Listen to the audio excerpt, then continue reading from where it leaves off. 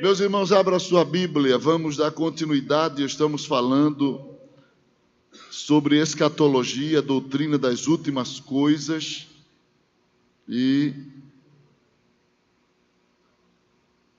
queremos, nesta oportunidade, apresentar à igreja alguns ensinos. Já falamos sobre os sinais da vinda de Cristo. Nós vamos falar sobre a vinda de Cristo agora, já falamos dos sinais.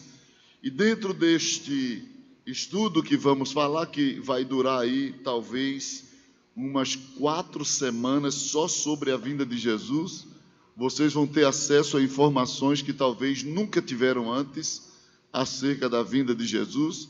Estarei falando sobre a cognoscibilidade da vinda de Cristo. A cognoscibilidade da vinda de Cristo. Até o termo parece ser desconhecido, mas cognoscível é aquilo que se pode conhecer. Aquilo que se pode conhecer acerca da vinda de Jesus. O que é que está revelado? O que Deus deixou revelado em sua palavra acerca deste evento. Muito bem, vamos estudar. Tito capítulo 2. Abra a Bíblia em Tito capítulo 2. Versículo 11 ao 14.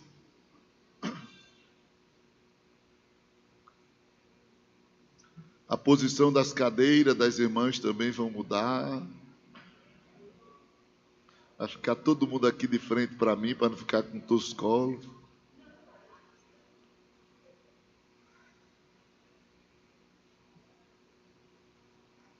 Tito capítulo de número 2.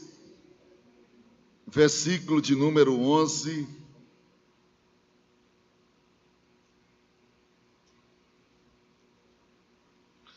Tito 2 e 11 diz assim: porque a graça de Deus se há manifestado, trazendo salvação a todos os homens, ensinando-nos que, renunciando à impiedade e às concupiscências mundanas, vivamos neste presente século sóbria, justa e piamente, aguardando a bem-aventurada esperança e o aparecimento da glória do grande Deus e nosso Senhor Jesus Cristo, o qual se deu a si mesmo por nós para nos remir de toda a iniquidade e purificar para si um povo seu especial, zeloso de boas obras. Quantos dizem amém? Amém.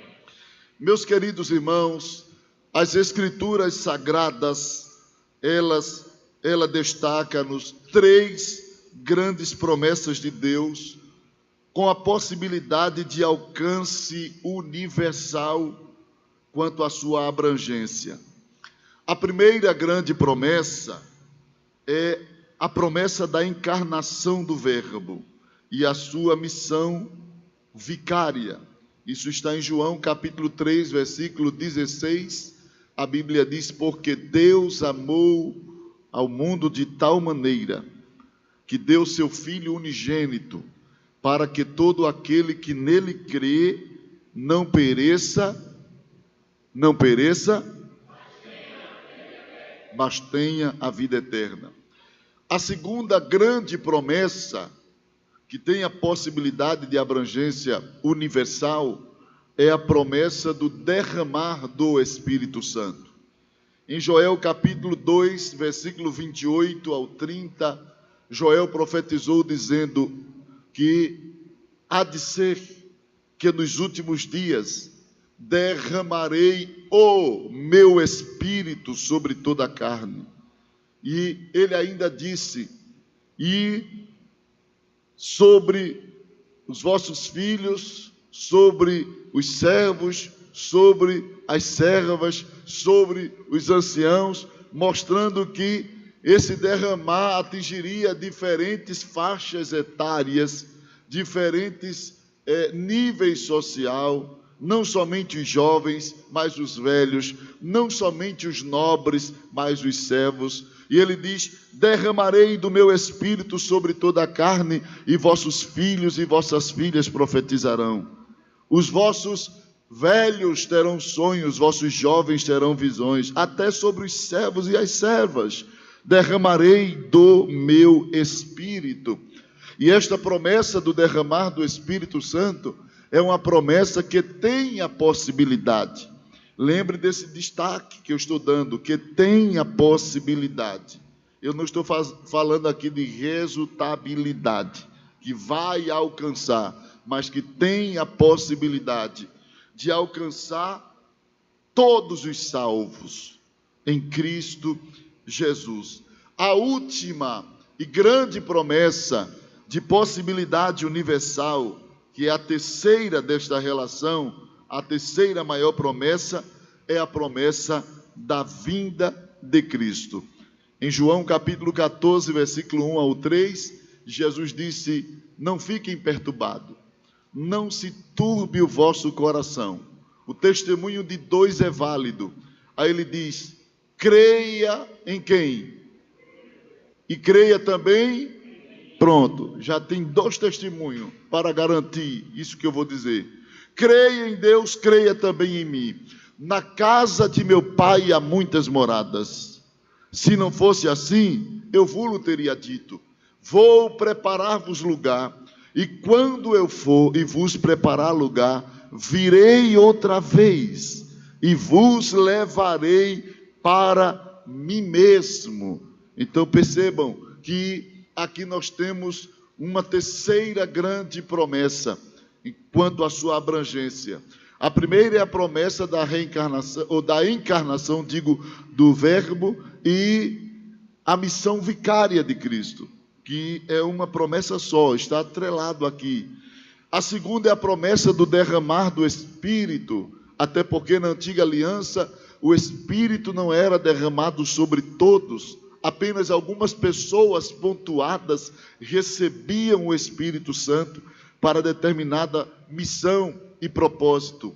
Mas na nova aliança, o Espírito Santo ele foi nos dado como promessa de Deus e dado à igreja, e ele tem a finalidade de encher todos os seus servos. A terceira é a promessa da vinda do Senhor Jesus. Falando da abrangência da promessa, mais uma vez eu quero reforçar que é importante que a gente não venha confundir possibilidade com resultabilidade. Ou seja, a suficiência da promessa é uma coisa, a eficiência é outra. E tem muita gente fazendo confusão teológica porque não sabe diferenciar entre suficiência e eficiência, e criam correntes teológicas totalmente distorcidas daquilo que o texto ele transmite para nós. Tem pessoas que criam a corrente teológica da graça limitada, porque eles olham um lado da moeda, eles olham para a eficiência e esquecem a suficiência. Aí diz que a graça é limitada porque olha só para o grupo que vai ser salvo e o grupo que não vai ser. É claro, queridos, que quando Deus, ele planejou, ele projetou, ele arquitetou o plano da salvação, no coração de Deus era que todos os homens fossem salvos.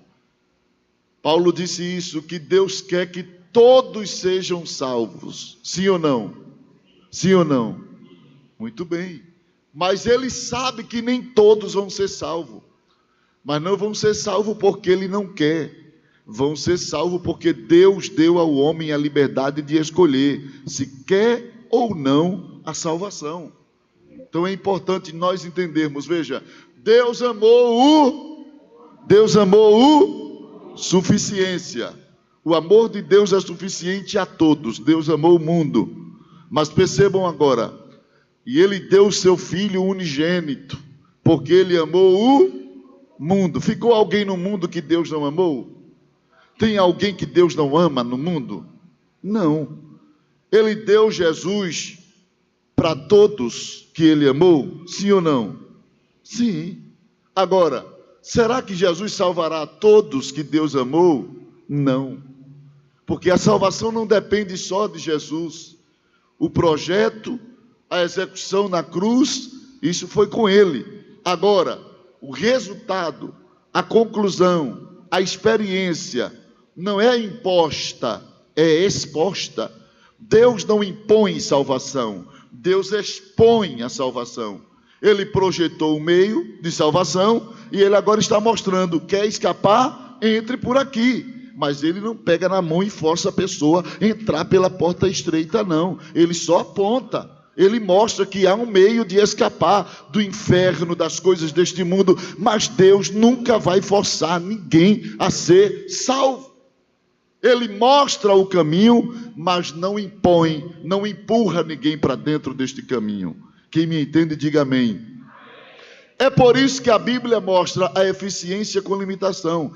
Para que todo aquele que nele crê. Jesus veio para todos, mas só salva quem crê. Pronto, está aí a condição. Uma coisa é a suficiência, outra coisa é a eficiência. O amor é suficiente a todos, mas só é eficiente a quem crê. Quem não crê, perde as bênçãos do amor. Mas não perde porque Deus decretou para ele perder. Perde porque ele rejeitou a proposta salvadora de Deus. Se alguém me entende, diga glória a Deus. Então, queridos, a promessa, ela tem um objetivo de alcançar a todos, mas somente alguns experimentarão. E eu estou falando aqui da promessa do arrebatamento da igreja, a promessa do rapto da igreja. No sentido geral da visão escatológica, a visão geral da escatologia aponta que a vinda de Jesus será para 3 povos distintos. Jesus virá para 3 grupos de pessoas. Primeiro, Jesus virá para a igreja. Eu disse que primeiro Jesus vem para quem? Abra a Bíblia, 2 Coríntios capítulo 11, versículo 1 e o 2. Primeiro Jesus vem para a igreja, e para a igreja Jesus virá como noivo. 1 Coríntios capítulo 11, versículo 1 e o versículo de número 2. Primeiro ele virá para a igreja, e ele virá como noivo.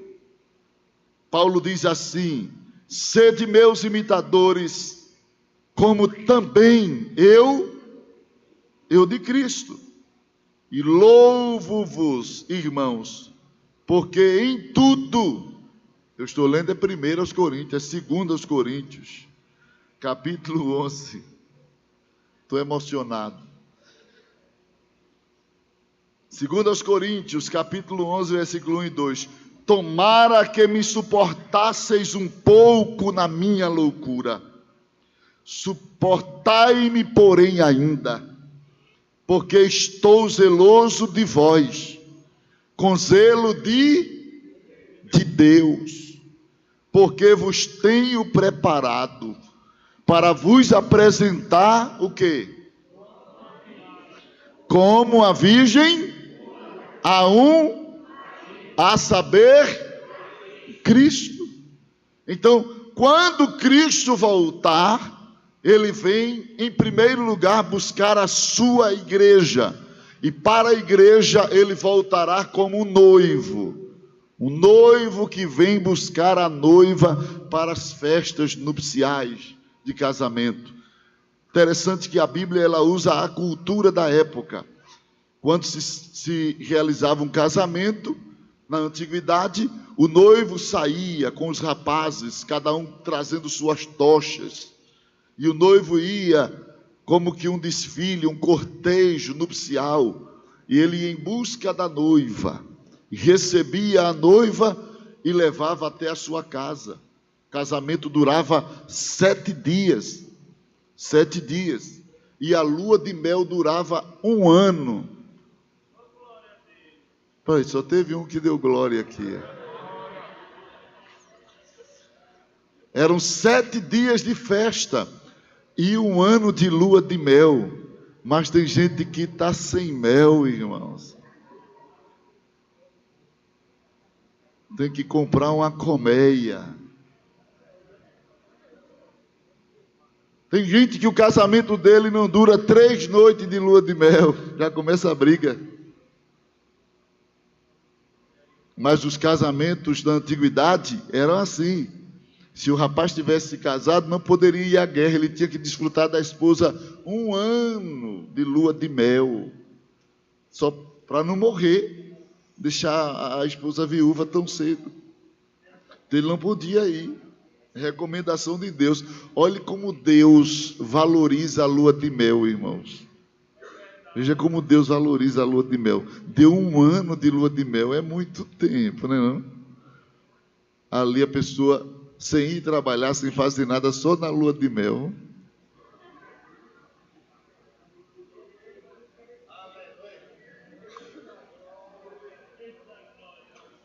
Glória a Deus. Em segundo lugar, Jesus voltará para Israel. A vinda na visão geral da escatologia tem 3 objetivos. A igreja, em primeiro lugar, Jesus vem como noivo. Depois Jesus, ele volta para atender Israel. E para Israel ele voltará como Messias. Mateus 24, versículo 29 e o 30. Apocalipse capítulo 1, versículo 7. Para Israel, Jesus volta como Messias. Ele veio, João disse, e os seus não receberam. Então até hoje existe judeus que não reconhecem Jesus como Messias. Acredita que ele foi apenas mais um profeta. Mas por ocasião da sua vinda, Jesus vem buscar a igreja e Jesus vem se revelar a Israel como o Messias. Mateus 24, versículo 29 diz assim: e logo depois das aflições, depois da grande tribulação, está vendo? Daqueles dias, o sol escurecerá e a lua não dará sua luz, e as estrelas cairão do céu, e as potências do céu serão abaladas. As potências, isso fala de guerra, irmãos. A palavra potência aqui, quando a gente vai estudar os detalhes desta palavra, vai parar na bomba atômica. Vai parar na bomba atômica. Isso aqui se refere a bombas que não existia nos dias de Jesus, mas já está aqui preconizado, falado. Jesus disse: as potências do céu serão abaladas. E ele está falando aqui de guerras nucleares. Ele diz: então aparecerá no céu o sinal do Filho do Homem, e todas as tribos da terra se lamentarão, e verão o Filho do Homem vindo sobre as nuvens do céu, com poder e grande glória. Jesus voltará como Messias, como Salvador, porque nesta ocasião Israel estará sendo bombardeada, Israel nação, bombardeado, e o anticristo vai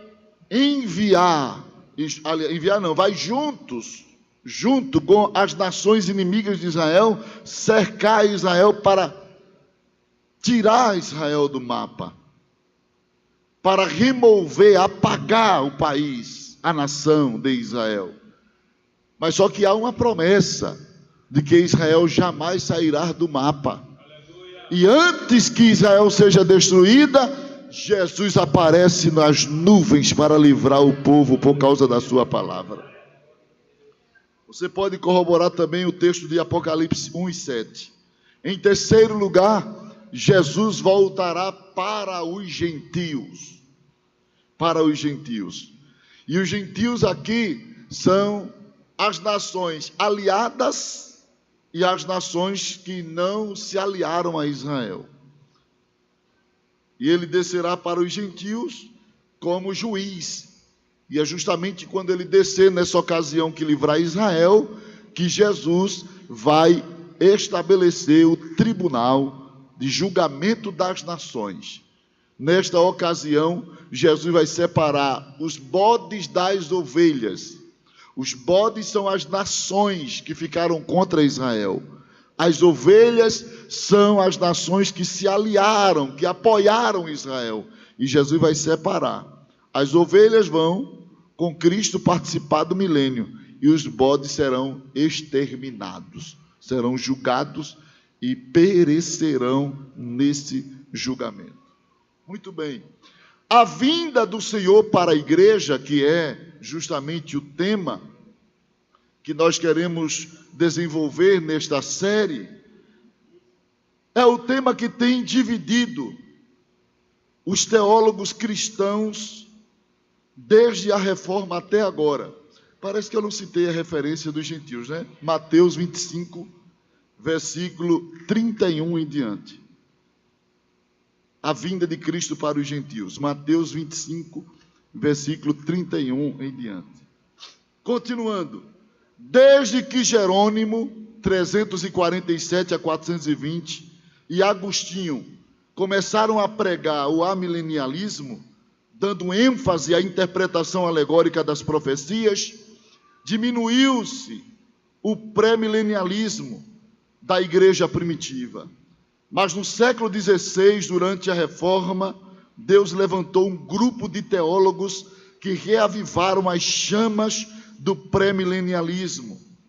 São eles Joseph Mede, 1586-1638, considerado o pai do pré-milenialismo inglês. Depois veio Thomas Fuller, de 1697 a 1771. Depois veio Peter Jurieu, 1637 e 1713.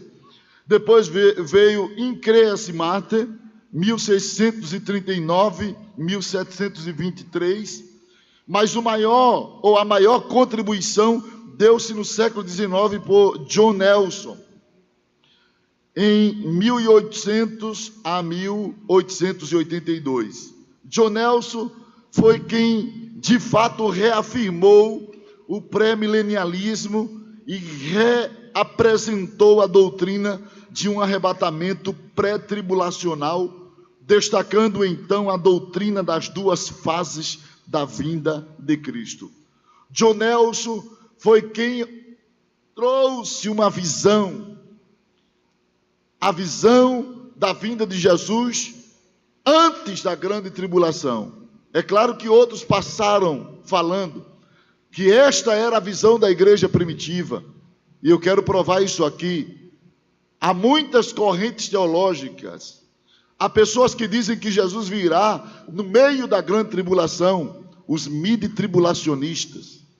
Há pessoas que dizem que Jesus virá após a grande tribulação, os pós-tribulacionistas.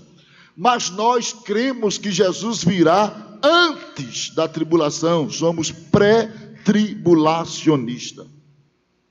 E quem organizou esse conceito, essa doutrina, para o melhor entendimento, foi justamente John Nelson. Ele trouxe esta visão pré-tribulacional, destacando a doutrina das duas fases da vinda de Cristo, e no decorrer desta mensagem eu vou mostrar a diferença entre a primeira e a segunda fase. Assim ficou teologicamente claro que Jesus voltará uma única vez em duas fases. Jesus voltará quantas vezes? Em duas. Muito bem. Ele virá uma única vez em duas fases. A vinda do Senhor para a igreja, ela acontecerá na primeira fase. É por isso que a igreja é a primeira a experimentar as bênçãos da vinda de Cristo. Por isso que primeiro ele vem para Israel. Na segunda fase, quando ele descer, aliás, primeiro ele vem para a igreja. Na segunda fase que ele descer, então ele alcança Israel e os gentios. Então a igreja participará desta primeira fase. Dar-se-á por um ato chamado no grego de harpazo. A vinda de Jesus para a igreja é chamado de harpazo. Essa palavra harpazo, traduzido no latim, é raptus. Significa tirado com rapidez, impelir, suprimir, elidir. É como um ato de sequestro. como que tira alguém rapidamente, velozmente. A ideia é de traslado de uma coisa de um lado para o outro, ou de uma dimensão inferior para outra superior. Essa verdade foi declarada e confirmada pelos profetas. Judas, capítulo único, versículo 14. Judas diz que Enoque profetizou a vinda do Senhor. 2 de Pedro 1 ao 9, o apóstolo Pedro também fala acerca da vinda do Senhor. João pregou sobre a vinda do Senhor. Paulo pregou, os apóstolos pregaram. Os anjos, em Atos capítulo 1, versículo 10 e o versículo 11, os anjos também profetizaram, falaram. Este mesmo Jesus que ouviste subir, da mesma forma ele há de descer. Os anjos falaram da vinda de Jesus. E o próprio Senhor, o próprio Jesus falou acerca da sua vinda. Em João 14, versículo 1 ao 3. Apocalipse capítulo 3, versículo 11. Jesus diz a João: eis que cedo venho. Em Apocalipse 22 e 20, Jesus fala para João: eis que cedo venho. Enfim, o desejo conclamativo, uníssono, interagível do Espírito Santo e a igreja confirma-nos de que Jesus vai voltar. Em João 16, versículo 8 ao 12, e Apocalipse 22, versículo 17, a Bíblia mostra que o Espírito e a noiva diz: vem. Em quem ouve, diga: venha. Então, não somente os apóstolos, os anjos, Jesus, mas hoje a igreja e o Espírito Santo está falando acerca deste evento. Eu estou falando aqui nesta noite como igreja, e o Espírito Santo fala aos corações, dizendo: a promessa permanece de pé, a promessa vai acontecer. Já existem pessoas que não creem mais no arrebatamento. As pessoas estão desconfigurando as igrejas. As igrejas estão se tornando apenas um centro de reabilitação para aqueles que estão sofrendo emocionalmente. Mas a igreja é muito mais do que isso. É um centro de reabilitação espiritual. Jesus não quer apenas curar a gente de depressão. Jesus não quer apenas curar a gente de câncer. Jesus não quer curar a gente apenas de problemas dos relacionamentos interpessoais. Jesus quer curar a alma, o espírito, quer transformar, quer nos dar um novo corpo, quer nos levar para o céu. Então, igreja é muito mais do que apenas um lugar para a gente se sentir confortado. É um lugar para sermos transformados, preparados para o dia do nosso Senhor e Salvador Jesus Cristo. Mas já se percebe que há muitos crentes que não esperam mais Jesus. Já não esperam mais. Já não tem mais esperança. Estão tão conformados a esta terra que eles estão nem aí para o céu. Uma vez eu encontrei uma jovem que disse assim: pastor, o senhor está convidado para o meu casamento. Aí eu olhei para ela, no tom de brincadeira, e disse assim: e se Jesus vier antes? Ela disse: vai ser triste. Ela estava com tanta vontade de casar, que achou que o casamento aqui é mais importante do que o casamento com aquele que vem do céu. Mas as pessoas estão assim, irmãos. As pessoas estão com o coração voltados. Parece que tem um aqui que vai se casar também, né? E se Jesus voltar antes? Irmãos, o coração das pessoas estão tão voltados ao material, à vida aqui, que as pessoas estão nem aí ali para Jesus, para o arrebatamento da igreja. Estão vivendo por viver. Estão vivendo por viver. Eu não quero nem fazer um teste aqui de esperança, porque senão muitos crentes podem sair daqui desconfortados, e eu não quero isso. Mas pare para pensar nisso. Tenhamos o cuidado. Então, o que é que a Bíblia diz acerca do arrebatamento? O que nós podemos aprender acerca desta doutrina? Então vamos estudar sobre a cognoscibilidade da promessa do arrebatamento. O que se sabe acerca do arrebatamento?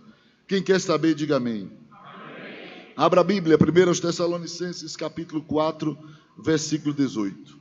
Primeira verdade.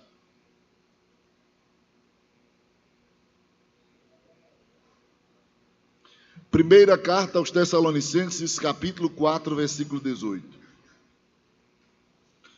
É sabido que essa promessa consola a igreja.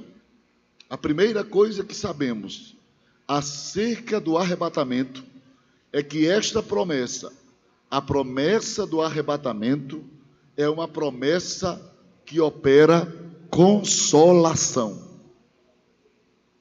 O verdadeiro crente, ele se sente consolado diante da promessa do arrebatamento. Ele pode estar passando pela situação mais difícil de sua vida, atravessando o vale mais profundo, a noite mais escura, mas quando falamos da vinda de Jesus, esta promessa vai lá na alma e revigora-o. Veja o que é que Paulo diz, 1 Tessalonicenses, capítulo de número 4, versículo 18. Vamos lá, 1, 2, 3, já, todos nós. Portanto, consolai-vos uns aos outros com estas... Que palavra? Que palavra? Se você olhar o contexto, ele vai estar falando justamente do arrebatamento. Você vai ver que ele está falando da vinda de Jesus para a igreja. E ele está dizendo, estas palavras vai consolar uns aos outros. A promessa do arrebatamento é uma promessa consoladora. Agora, vamos ver por que aqui esta promessa, ela consola. Por que a promessa consola? Na convocação dos justos que morreram para acompanharem até o ponto onde descerão para ressuscitarem. Paulo falou sobre isso. Esta promessa, ela consola porque ela oferece para nós a convicção, através da revelação, de que a igreja é a prioridade de Cristo. Por quê? Por que esta promessa consola? Diga, a igreja é a prioridade de Cristo. Você sabia que nada mais nesta terra importa do que a igreja no coração de Deus? Nada é mais importante. Tem Israel, tem, mas mais importante hoje é a igreja. Os olhos de Deus estão voltados para nós. 24 horas Deus está atento, dando assistência a cada crente para mantê-lo firme na esperança da vinda do seu filho. 24 horas por dia. João capítulo 14, versículo 1 ao 3, Tito 2 e 13, Paulo falou disso na leitura que fizemos. Veja que Paulo apresenta duas fases da vinda de Jesus, mas mostra-nos de que a igreja é prioridade.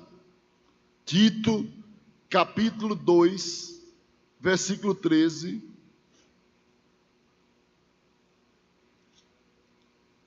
Diz assim: aguardando a bem-aventurada esperança. Essa é a primeira fase.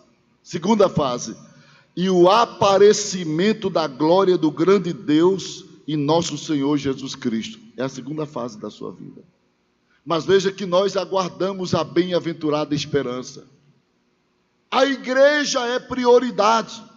A priorização da igreja está nos seguintes fatos. Primeiro, na convocação dos justos que morreram para lhe acompanharem até um ponto onde descerão para ressuscitarem. Guarde isso. Você sabia, aqueles que acompanharam a primeira doutrina escatológica, sabe que eu falei do local chamado paraíso, onde os santos estão, os santos que morreram em Cristo. Aqueles que morreram em Cristo estão no paraíso. Você sabia que os primeiros que receberão a notícia serão eles? Abra a Bíblia. 1 Tessalonicenses, capítulo de número 3, versículo 13.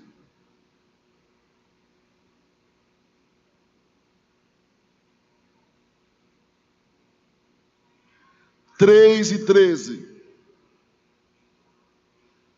Para confortar o vosso coração, para que sejais irrepreensíveis em santidade diante de nosso Deus e Pai, na vinda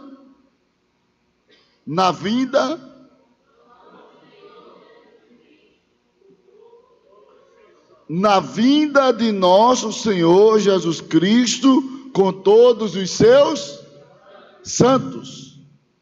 Você sabe quem são esses santos que virá na vinda dele? É justamente os que estão no paraíso. A grande maioria dos teólogos escatólogos, eles apontam que esses santos aqui são os primeiros a receberem a notícia. Não é o primeiro a ouvir o toque da trombeta. Não é o primeiro a subir para o céu. Eu estou falando primeiro a receber a notícia. Por quê? Vamos para Tessalonicenses, capítulo 4. 1 Tessalonicenses 4, versículo 14. Porque se cremos que Jesus morreu e ressuscitou, assim também, o quê? Assim também, aos que em Jesus estão o quê? Mortos. Aos que em Jesus dormem, o que é que acontecerá? Deus tornará a trazer com... Como será isso?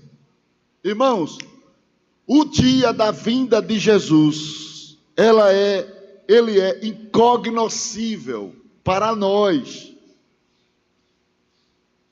Ele é incognoscível para nós. Nós não sabemos quando Jesus vai voltar. Mas não é incognoscível para Deus.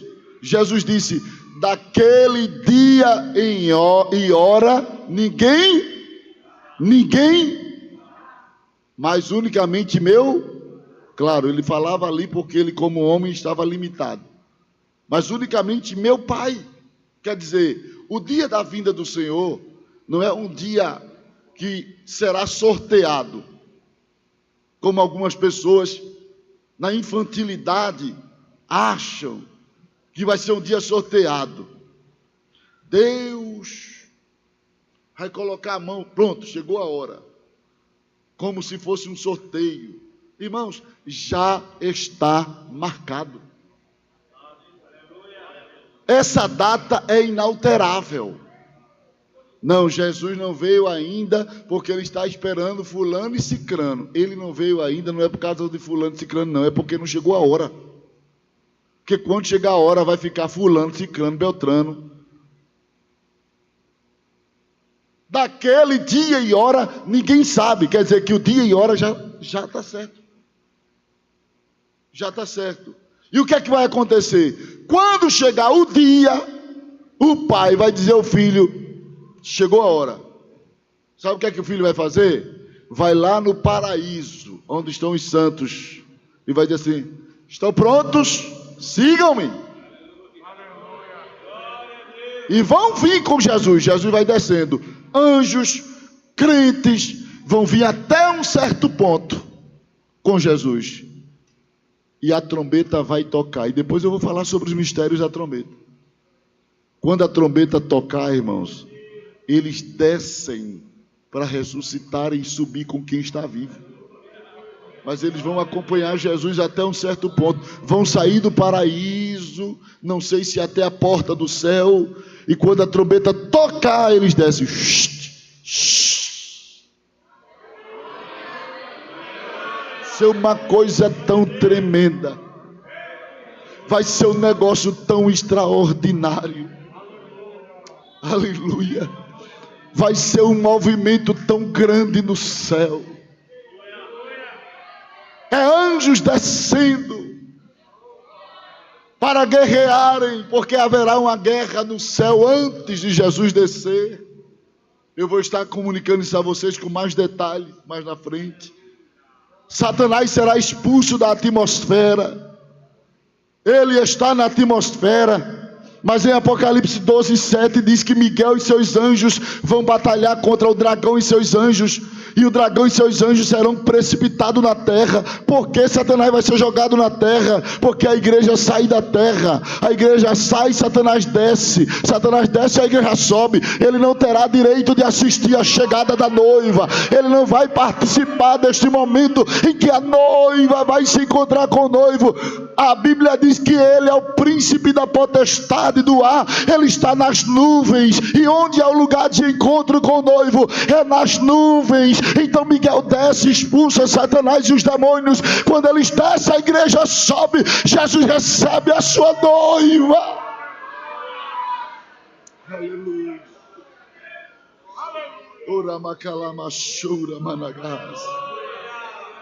É por isso que esta promessa consola-nos. Porque nós somos prioridade dele. Ele está pensando em nós. Ele age por conta da gente. Ele está trabalhando para te beneficiar. Ele está trabalhando para não te deixar de fora. Quem sabe você está pensando: será que eu vou para o céu? Será que eu consigo? Se tem alguém que quer te ajudar a chegar, este se chama Jesus. Se depender dele, você não vai ficar. Porque ele está trabalhando para te fazer subir naquele dia. Aleluia, aleluia, aleluia. Dizemos-vos, pois, isto pela palavra do Senhor. Versículo 15, veja aí. Se os que estão no céu não vai ser os primeiros a saberem. Dizemos-vos, pois, isto pela palavra do Senhor, que nós, os que ficarmos vivos para a vinda do Senhor, não precederemos os que dormem. Não vamos saber primeiro do que eles. Não vamos subir primeiro do que eles. Primeiro eles vão ter que vir, para depois, juntamente com a gente, subir. Vai ser um negócio tremendo, irmãos. Vai ser terrível. Por que a igreja é prioridade? Segunda verdade dessa priorização da igreja está na glorificação física dos salvos, pela ressurreição dos mortos e a transformação dos vivos. A igreja é prioridade porque primeiro os mortos ressuscitarão, depois os vivos serão transformados e na sequência todos subirão. Todos subirão juntos. Mas primeiro os mortos ressuscitarão. Eles serão primeiros. Depois os vivos serão transformados. É isso que Paulo diz. Versículo 16. Porque o mesmo Senhor descerá do céu com alarido e com voz de arcanjo, com a trombeta de Deus. E os que morreram em Cristo farão o quê? Então eles vão saber primeiro.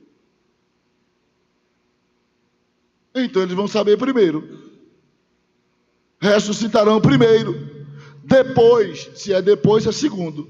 Depois nós, os que ficarmos vivos, seremos arrebatados. Agora, o arrebatamento não é eles primeiro, não serão eles, todos. Depois nós, os que ficarmos vivos, seremos juntamente com eles nas nuvens.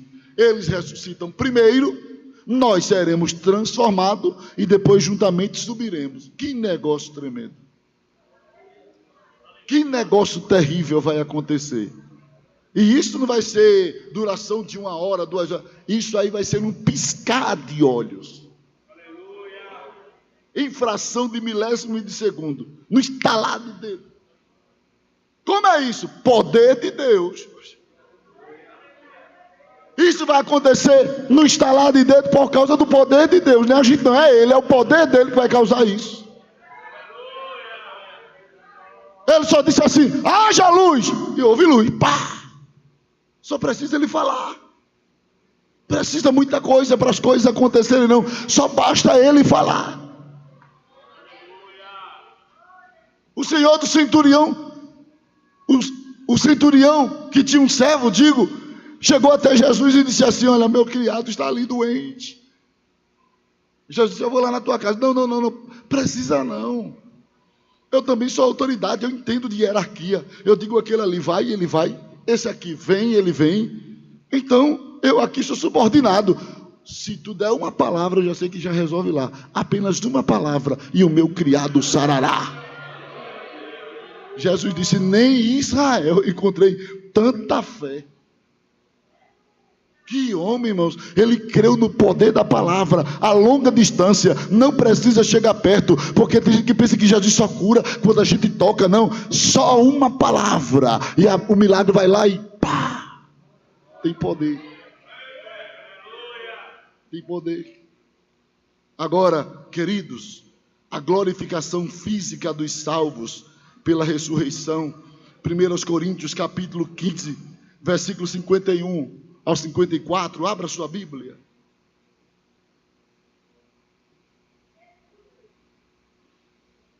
Primeiros Coríntios capítulo 15, versículo 51.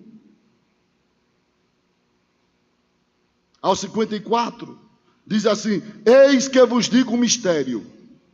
Isso aqui ninguém sabia, mas eu vou revelar agora. Vou descortinar, Paulo está dizendo. Na verdade, nem todos morreremos, mas todos seremos transformados, vivos e mortos. Os mortos ressuscitarão com um corpo glorificado, e os vivos serão transformados em um outro corpo. Irmão, vai ser um negócio tremendo. Aí ele diz aqui, versículo 52. No momento, e quando se traduz essa palavra no momento, é milésimo de segundos. No abrir e fechar de olhos, ante a última trombeta.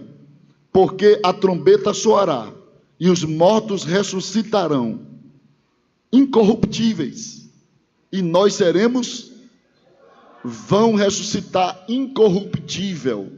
Quem sepultou a sua avó com bico de papagaio, com a coluna envergada, vai encontrar ela assim não.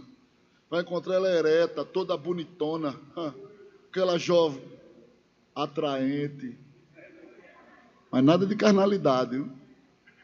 Mas bonita, bem feita, não tem ruga, entendeu? Tem nada higiando, sem botox, sem nada disso. Vai encontrar ela bonita, perfeita. Ressuscitarão incorruptível. Quem sofreu um acidente, viveu a vida aqui puxando de uma perna. Minha filha, meu filho, essa perna não vai ficar mais aleijada no corpo transformado. Você vai andar perfeitamente. Quem você conheceu numa cadeira de roda, você não vai conhecer lá numa cadeira de uma nuvem espacial. Eita, é porque lá era aleijada. Vai encontrar ele em pé. Todos estarão em pé na presença do Senhor. Corpo incorruptível. Vai ser a coisa mais extraordinária do mundo. Nós, os vivos, da mesma forma. Eu imagino quando a irmãzinha estiver vindo para a igreja e for o dia do arrebatamento, quando a trombeta tocar, meu Deus, aquela irmã vai jogar a bengala assim. Que negócio é isso aqui? É a coluna se aprumando, bengala voando e ela subindo. Não precisará mais de apoio. Não. Corpo incorruptível, rejuvenescimento. Seremos rejuvenescidos. Seremos rejuvenescidos, sem precisar de ir para a academia. Ninguém vai ter mais barriga de caixa d'água. Vai ser todo mundo de tanquinho.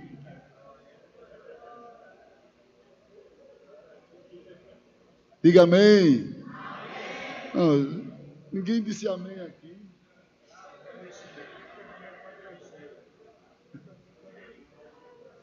Ninguém disse amém por aqui. Parece que não quer o corpo glorificado. Diga amém, meus irmãos.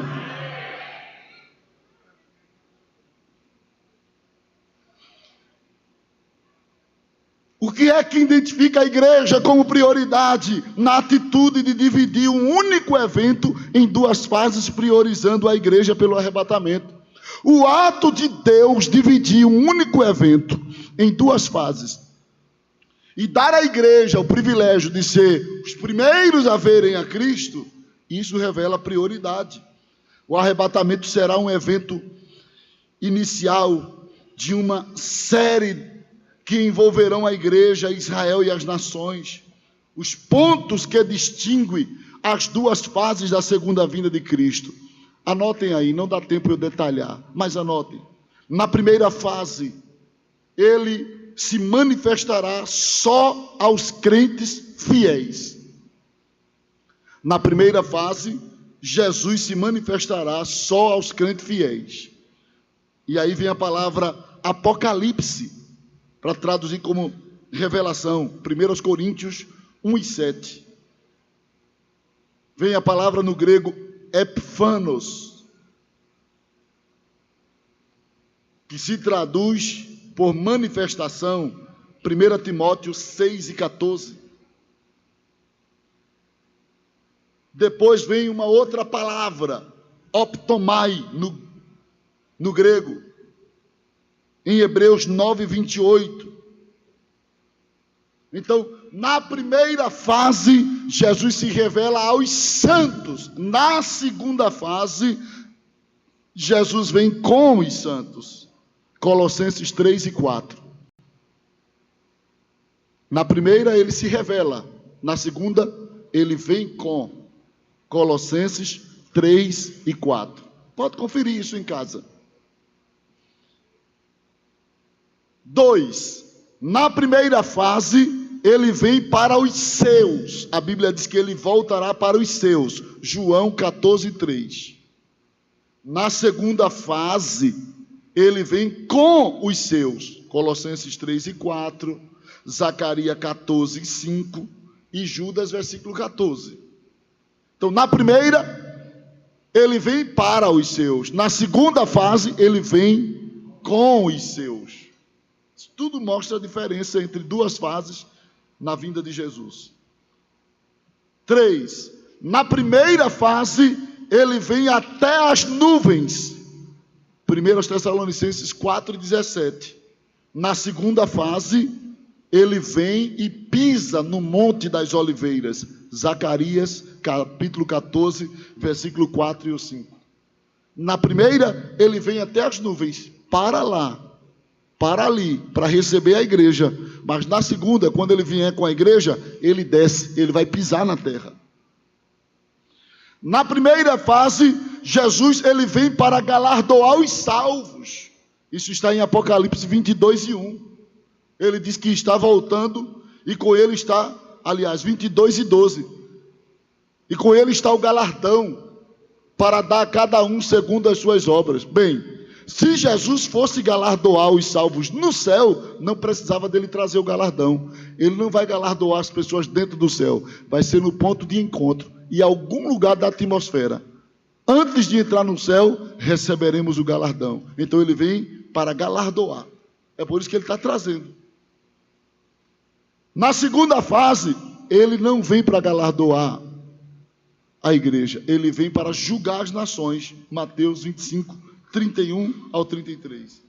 Na primeira fase, ele vem sem expectativa de resistência. Jesus vem sabendo que não vai sofrer resistência nenhuma, porque Miguel já veio na frente, já expulsou os demônios, tirou tudo que estava lá nas nuvens, e ele vem sem nenhuma expectativa de luta, de batalha. Na segunda, ele virá armado.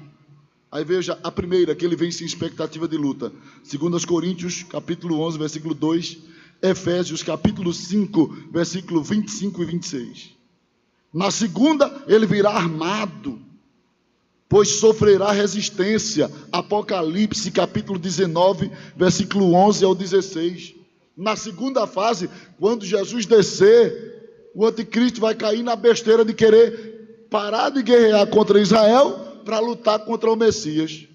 Aí a Bíblia diz em 1 Tessalonicenses que com o sopro da sua boca ele vai acabar com o exército do anticristo. Nem vai precisar de Jesus fazer nada, só assim, ó.